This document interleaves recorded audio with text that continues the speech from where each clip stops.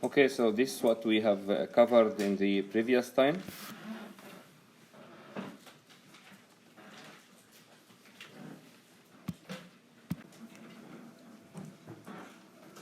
So we said that in order like to build a test bench, so you have like your own design, then you write a test program, and then you will connect that to your design under what we call like a test bench scenario or a test bench module.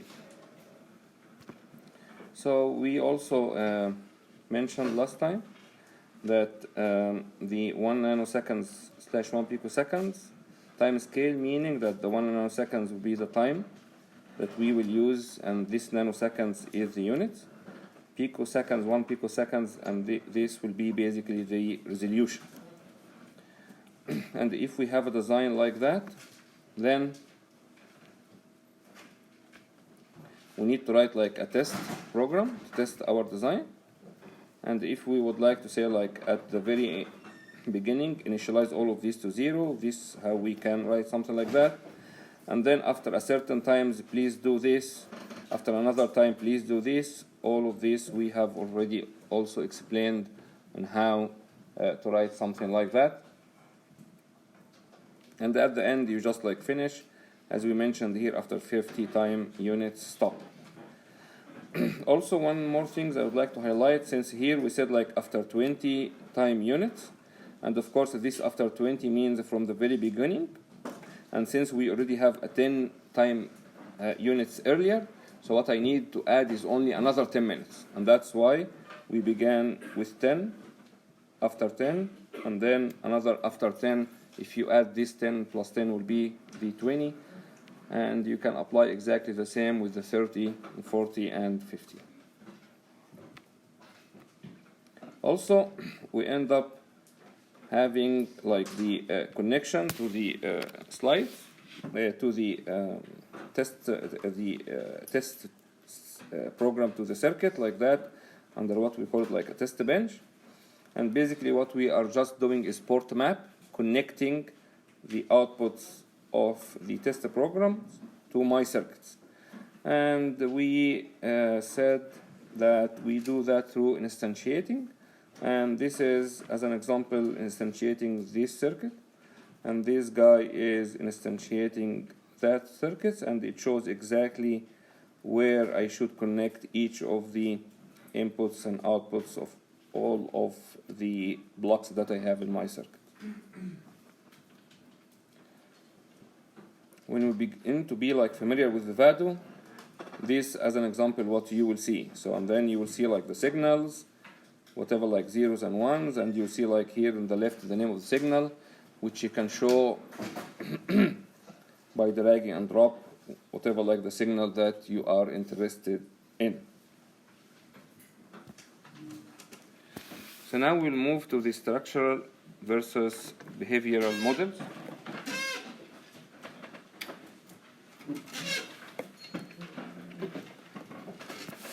So basically the structural model, so just specifies basically the gates and wires. So I'm just describing whatever I have. So as we mentioned in the previous lectures, that we will have like an AND gate that's connected to an OR gate that's connected to whatever the other gate, and so on and so forth.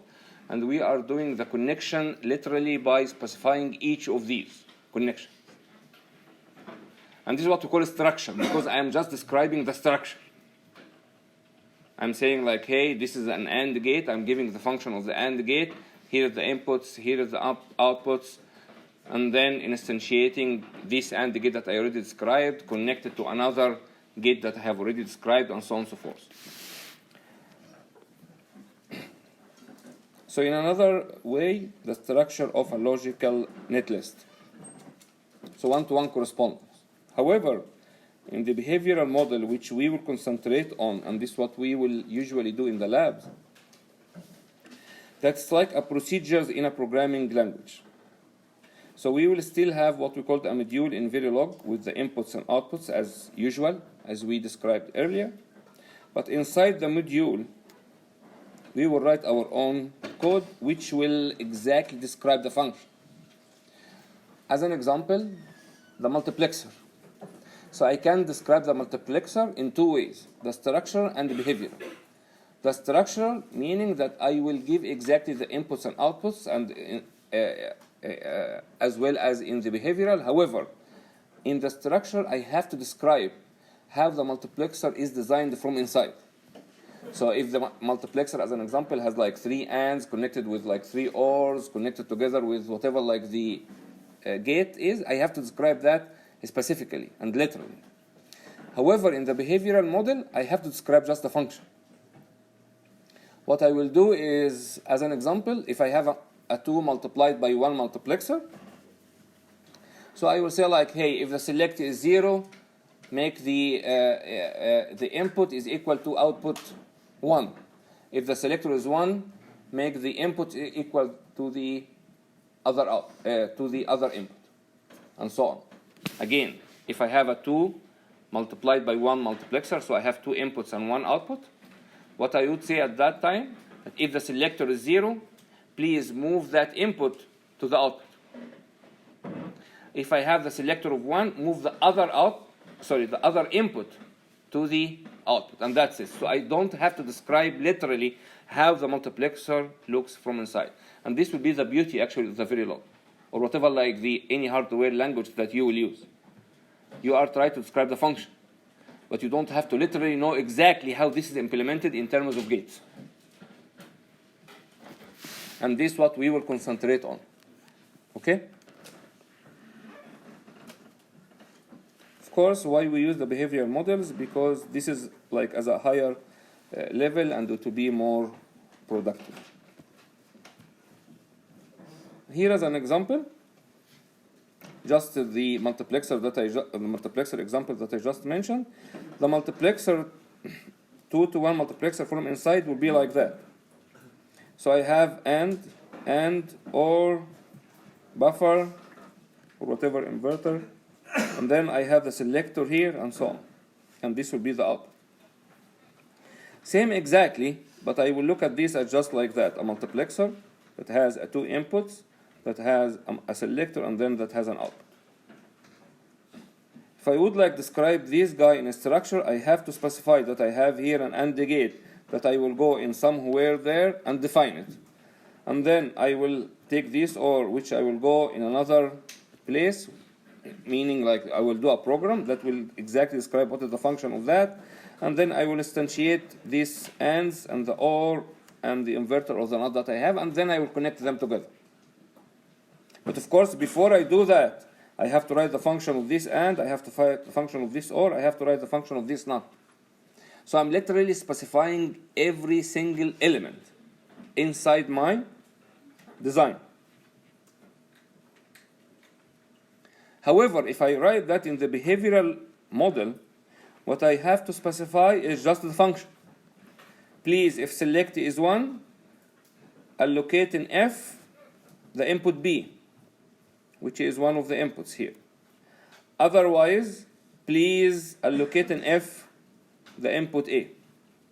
That's it. And this, of course, will be written under something called always block, which we will cover just in a second. But this is just the idea. I'm trying to describe what will be the difference between writing your code in structural Verilog or behavioral Verilog. Clear?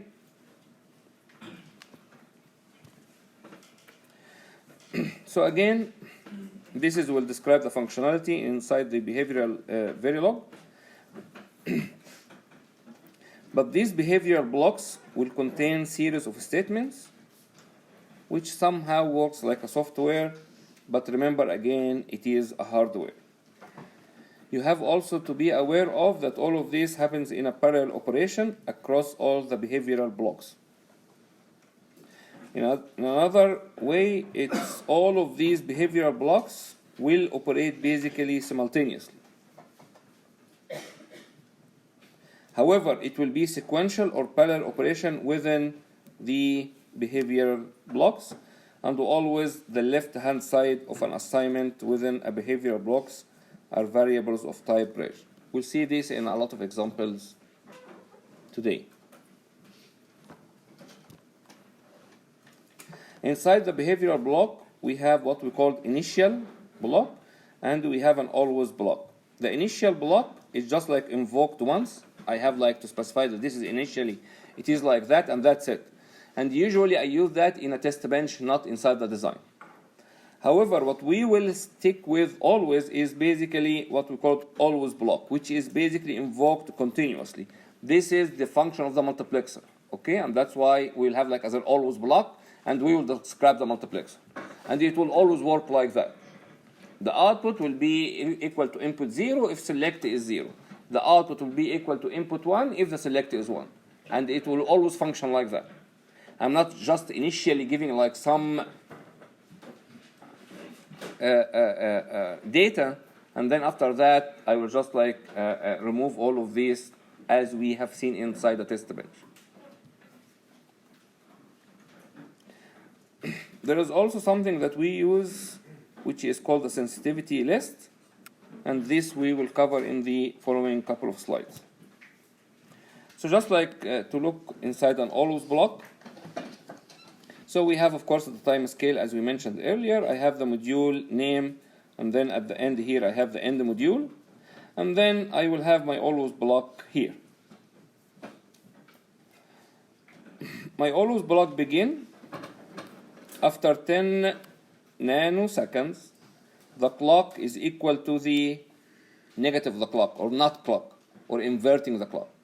And this is basically an example of a test bench when I would like to write a clock or to initiate a clock, because I can't write every time like please after like whatever how many nanoseconds rise up, and then after how many nanoseconds rise down, and then after another nanoseconds rise up, and then after nanoseconds rise down, and so on. Of course this does not make any sense, correct?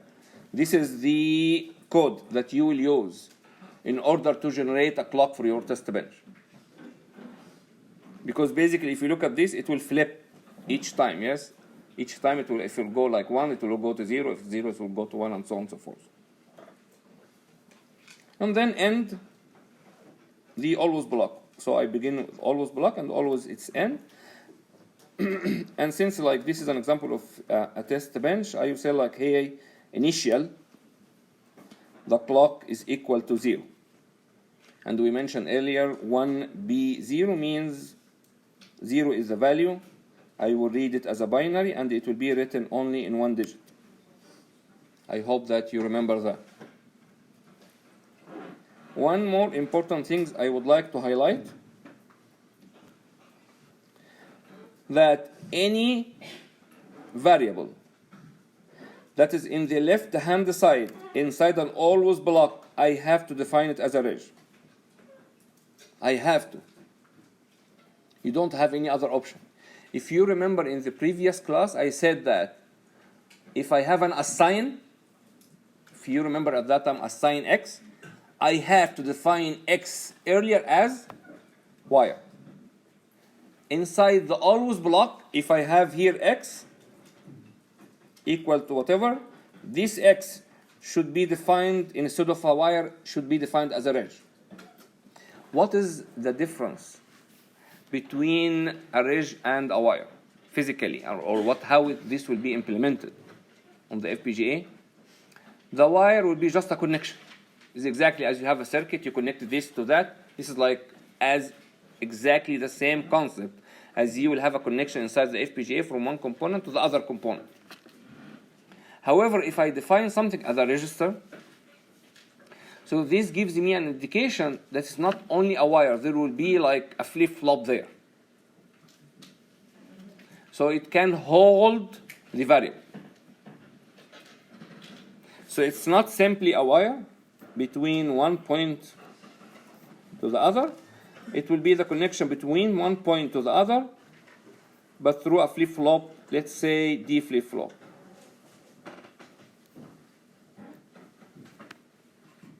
Then I will define it as a register. And this is what will be the difference physically. Okay? Again, do not forget that in the always block, in the left-hand side, I have to define it, that variable as a reg before using it. Okay, there is another important thing inside the always block. that I can say like always at A, comma B, comma C. What is that? This is what we call the sensitivity list. What does that mean, a sensitivity list? A sensitivity list means that inside my always block, if I have any of these variables in the right hand side, my output will be very sensitive to any change of those inputs. What does that mean? Meaning that if I have x equal to A or B or C, and Y like this and Z like this, and then I have an always block, and I wrote in the sensitivity list A, comma B, comma C. So this means that my design is sensitive to any change of these inputs. Meaning that if A changes, the output X will change accordingly. Because I am sensitive to that particular input. If I didn't write A here, so this does give me an indication that A might change, but unfortunately it will not reflect on X. That's why I have to be careful with assigning the sensitivity list. This, as we can write this in the always block. However, we took earlier that I can write also that as an assigned block. And the assigned block, X, of course, will be defined here as an wire, X, which is equal to A or B or C. And in that case, of course, any change in A and B and C would just reflect at the X. Because in terms of implementation, this is basically is an OR that has an output X, A and B and C. And of course, I do expect that any change of the values in the inputs will reflect directly as a change of the output. And this is what exactly I would like to do here. So I'm writing this not in that way. However, I write this in that way. And if I'm writing this in that way, which is the always block, in order to function correctly as it is here, I have to write the always block using the sensitivity list A, comma B, comma C. Is this clear?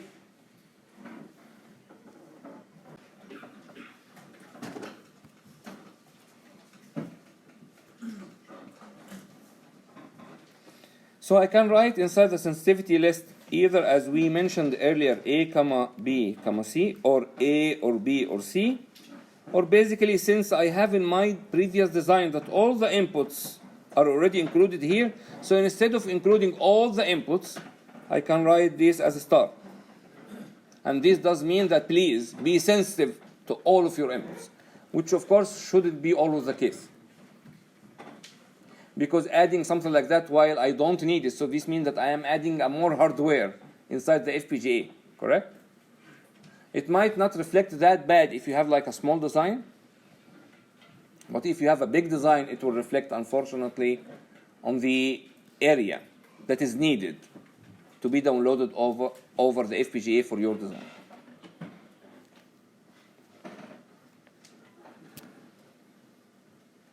So here just like shows you another example that I can write here the same A, comma B, comma C. However, if I know that I should be sensitive to all of these, I can write this just like as an asterisk here.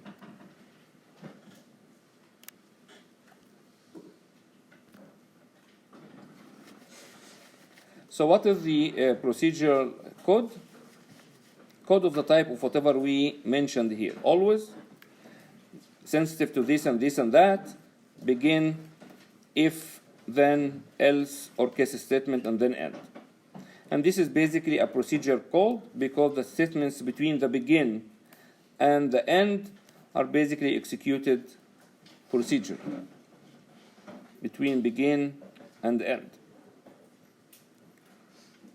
And this means that it will be executed when triggered by the change in the signals that is already in the sensitivity list. So then the statements in the body of the always block are executed once, and we'll see like a lot of examples today for that.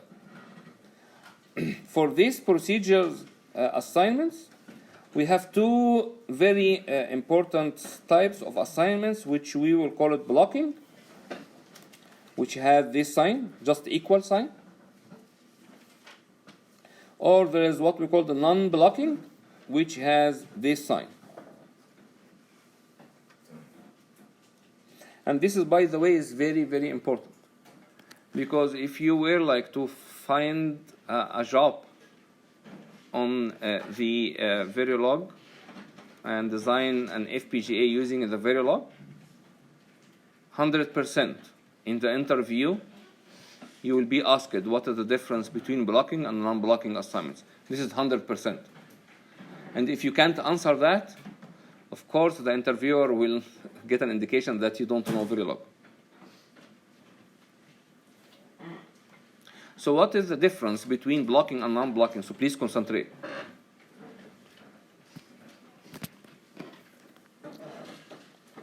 Blocking assignments will use this sign and evaluate and assign the data immediately.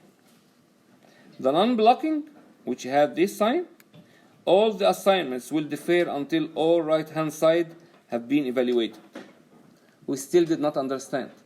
So let's wait for the next slide.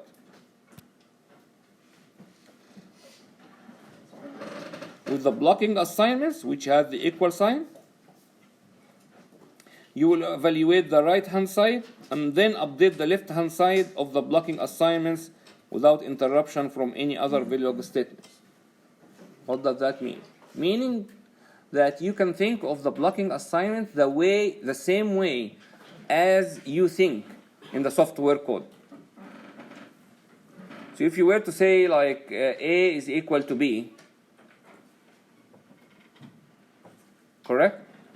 And then C is equal to A. What will happen that A will take the value of B, correct? And in the next line, the C will take the value of A, which was B, which is basically the normal way. So blocking is the normal way that you already get used to do while you are doing the coding. We'll take examples for that in a second. So this is similar to a programming language such as C or C++. So if I were to say like, hey, X is equal to A or B, and Y is equal to A XOR B XOR C, and Z is like that. So I am expecting at this particular line that X now has a value. I am expecting at this particular line that Y has a value. I am expecting at this particular line that Z has a value. In another sense, if I were to use, as an example, X or X here, so this means that this value that has been assigned using the A and B will be reflected here. And this does make sense if you already used like a lot of coding before, software coding. This is what you used to, correct? So this is easy to understand. But this is called the blocking. Why? Because when I'm doing that, I don't have to wait for others afterwards. Yes, I'm just blocking only all other statements. I'm just doing like that statements at that particular moment. And the execution within the always block is sequential among the blocking assignments. Okay, let's take that example. If I have input A, and then register B equal to this, C equal to this, D equal to this, E equal to that. And I am sensitive to my input A. C equal to B, B equal to A, D equal to C, E equal to D, and then I'm asking you what are the values of C and B and D and A. I'm expecting that this is easier to guess, since B is equal to 0, so B is equal to 0, then C will be equal to 0. If C is equal to 0, I have to take that into consideration in any other line that will be using this E. B is equal to A, I don't know what is A, but whatever like the input A is, B will be equal to that particular input. If A is 0, B will be equal to 0. If A is 1, B will be equal to 1. So it depends on whatever the input A. How about this? D is equal to C. We know earlier that C is equal to, so basically D is equal to, then E is equal to D. We know now from the previous line that D is equal to 0, so E is equal to, so this will be basically the values. Agree? So here it's just like agree with whatever we had.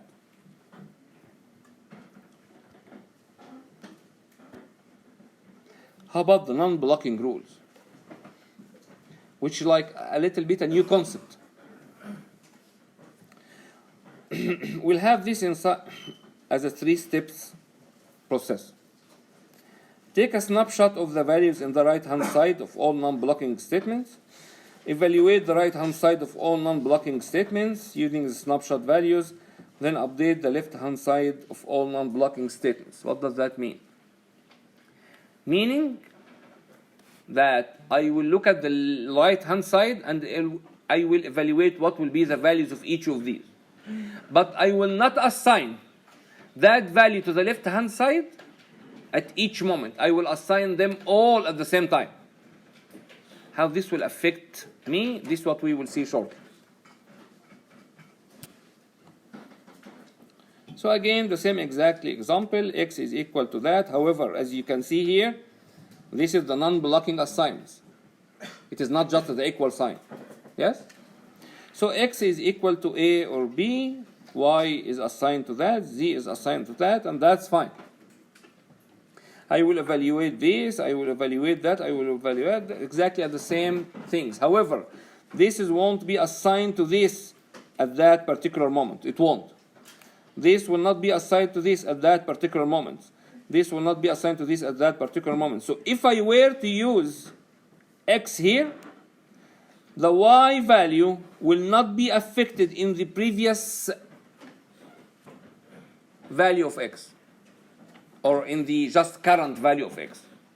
It will take the x that I had earlier before this new assignment. Let's take an example for that.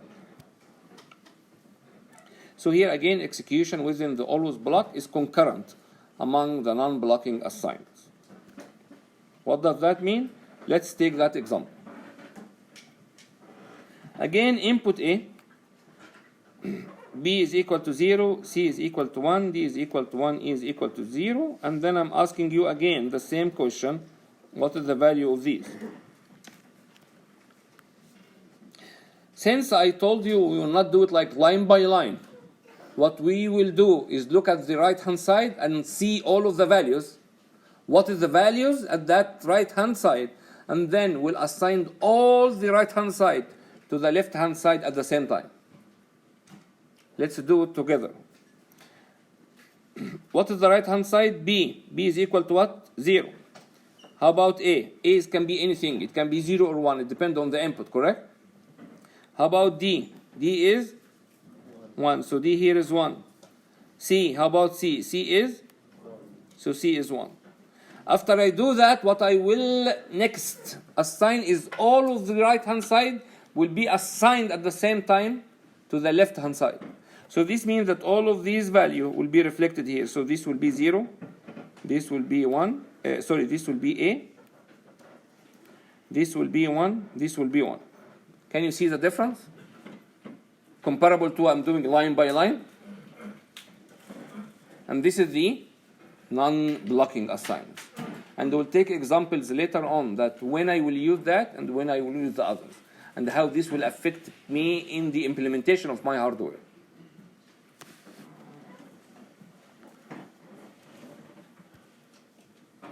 So here it just shows you exactly what we already expect. So here an example of using something like that. If I have a circuit like this, will I be encouraged to use a blocking or a non-blocking? Let's see what will be the difference. This guy has an AND which has an input A and B. The output is X. Of course, this X is connected to that OR which has another input C. And then basically Y is the ORing between this X and this C, correct? So let's write that x is equal to a and b, y is equal to x or c. So basically, if x get changed here, this x should reflect here and should reflect on y, correct? So if this assigning using the blocking is correct or not? Of course, yes, because basically I need at that particular line x to have the new value, and then y to reflect whatever I had in the new value here, and y should change. However, if I will write this that way, unfortunately x will be a and b, but this x with this new value will not reflect, unfortunately, to this x to get the new y. What will happen is the previous x. The previous value, the last value of x before the new change. Because I'm just going to the right hand side, so I will look whatever at a and b, and I will put here. And then I will look whatever at x and c, and put that here. So I'm using the previous value of x, not the current value of x. Correct? But if I will have a circuit like that, and this is a and b, and this is a and b, and I will assign just like b to be here, a to be here. Of course, this does make a lot of sense, because I just like whatever I have in this input, whatever I have in this input will be reflected at the output. So the a will be reflected at the b will reflect at the a momentarily, as you can see from here. And from these examples, we can conclude that with combinational circuits, it is very recommended to use blocking. With sequential circuits, it is very recommended to use non-blocking. Okay? Combinationals, if you don't understand what is combinational means it will just like has a combinational blocks, and, or, NAND, any combinational block. The other one, it might have like a D flip-flop, JK flip-flop, anything that is sequential. We'll take more examples also in the slides.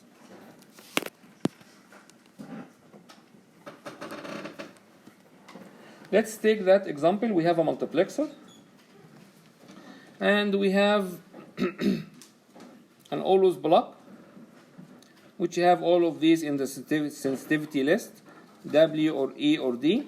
So it is sensitive to all of these inputs.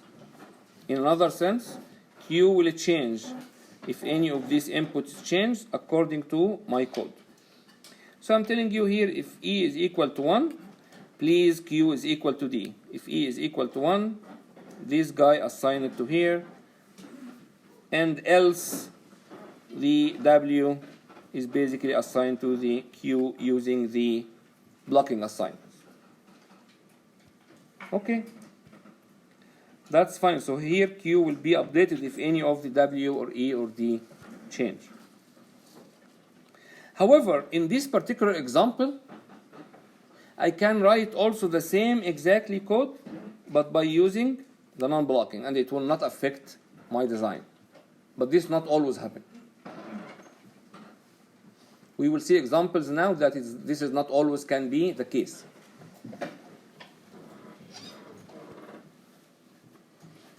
So let's take that example. Reg Q, always at A or D. Begin. If E is equal to 1, please Q is equal to D, end. I'm asking you what is the value of Q when D changes but E is 0. So D will change but E is 0. What is the value of Q?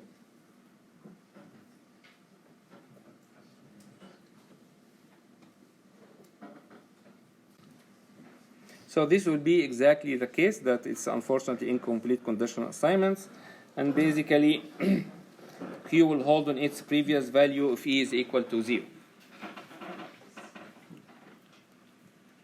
Because I have to write here literally what will happen. So if E is equal to 1, do that, but if it's the other case, what will be my output? So So what is the value of Q when E equals 1 and Y changes in this particular case? So here you have, if E is equal to 1, begin Q is equal to Y, and else begin Q is equal to D. What is the value of Q when E equals 1 and Y changes? Yes? Q won't change because it's always E or D, but not always E or there's no Y in there. Because in the sensitivity list, yes? Because of sensitivity list. So I will give you 0.25. So I should have like announced also always in advance, but I forgot. So I will, because this is an easy question comparable to the previous one. What's your name? So please send me an email. Of course, I'm not expecting that I will get like 100 emails and say like, I was the one, yes? If this happens, so the next time I'll come like with a paper and say like, write all the names and so on. I am the one. I am.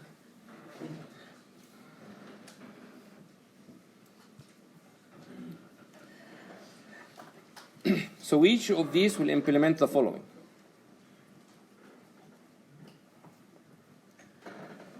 So you have this.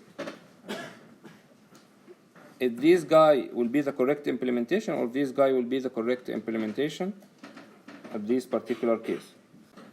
How about that one? Which one is the correct? Oh, a lot. There is no points now. How I can do that? Yeah, but there is no point. I will not answer. It should be the left one. The left one? Yeah. Why? Because it's a sequential circuit. Because it's sequential circuit, and then if it's sequential, I have to use the non-blocking. But can anyone, and this will be 0.5, can anyone describe how the circuit will look like, how this circuit will look like if I use the right-hand side code?